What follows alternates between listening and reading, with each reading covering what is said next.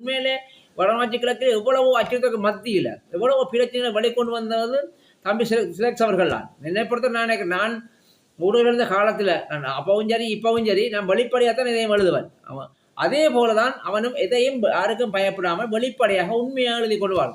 அந்த உண்மையாக எழுதி வர ஊடகவியலாளர் செய்திகளை தங்கள் பற்றிய செய்திகள் வெளிவந்துட்டுன்றதுக்காக திட்டமிட்ட வகையில் ஒரு செய்யப்பட்ட செயலாகத்தான் நான் கருதுகிறேன்.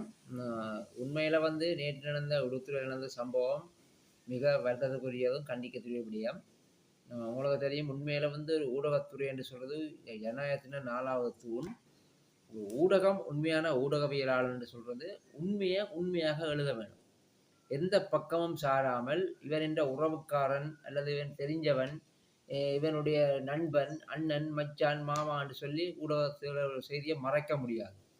உண்மையாக எழுத வேணும். அதான் வெளிப்படையான ஊடகவியலாளர். ஒரு சுயாதீன ஊடகவியலாளராக வடமராட்சி கிழக்கில் ஒரு இளைய தலைமுறையில் மிக வயதில் சிறியவனாக இருந்து பல உண்மைகளை வெளிக்கொண்டு வந்த எங்களோட மாற்றத்துக்கான ஊடக மையத்தின் வடமராட்சி கிழக்கு மாற்ற ஊடக மையத்தின் ஒரு முக்கிய ஊடகவியலாளராகவும் அதன் பொருளாளராகவும் இருக்கின்ற தம்பி திலக்ஸ் அவர்களுடைய மோட்டார் சைக்கிள் நேற்றைய தினம் உடுத்துறை 10ஆம் மண்டல பகுதியிலே செந்தமிழ் முன்வழி விளையாட்டு போட்டு நடந்த இடத்தில் அந்த இடத்துல செய்தி சேகரிக்க போன இடத்துல அந்த முன்வழியில இருந்து சற்று தூரத்தில் அந்த மோட்டார் சைக்கிள் சேதமாக்கப்பட்டிருக்கு. அந்த மோட்டார் சைக்கிள் எடுக்கப்பட்டு இன்னும் 2 மாதங்கள் கூட கடக்காத நிலையில் திட்டமிட்டு சில விசமிகளால் இந்த ஒரு கேவலமான மிக கீழ்த்தரமான வேலை செய்யப்படுகிறது. உண்மையில் கண்டிக்க குதிரைக்க முடியும்.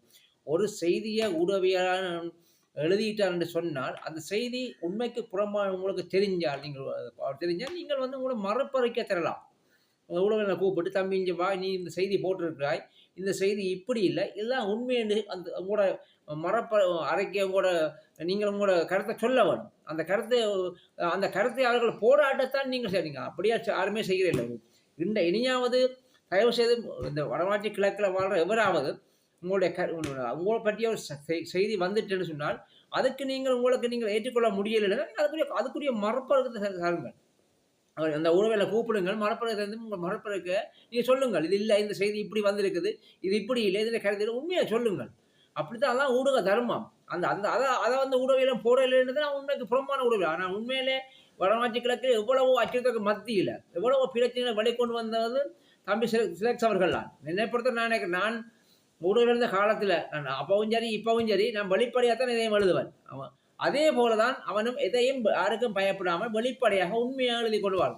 அந்த உண்மையாக எழுதி வர ஊடகவியலாளர் செய்திகளை தங்கள் பற்றிய செய்திகள் வெளிவந்துட்டுன்றதுக்காக திட்டமிட்ட வகையில் ஒரு செய்யப்பட்ட செயலாகத்தான் நான் கருதுகிறேன். உண்மையில் யார் செய்தார்களோ யாருக்குமே தெரியாது, ஒருவரும் காணவில்லை. ஆனால் செய்தவனுக்கு மட்டும்தான் தெரியும் யார் செய்தது, அல்லது இதை யாரும் செவிச்சாங்கன்னு உங்களுக்கு தெரியலை. ஆனால் தயவு செய்து உங்களை சொல்கிறேன், இப்படியான கீழ்த்தரமான வேலை செய்யாதீங்கோ.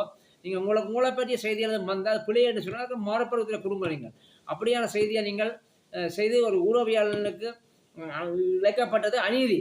அந்த அநீதிக்கு நான் ஒரு சமூக செயற்பாட்டாளராகவும் ஒரு ஊடகவியலாளர் வகையில் வன்மையான என்னுடைய கண்டனத்தை தெரிவித்துக் கொள்கிறேன். இது மிக மிக வடமாட்சி கிழக்குக்கு மிக மிக ஒரு கீழ்த்தரமான செயல் என்பதையும் இதில் பதிவு செய்ய விரும்புகின்றேன்.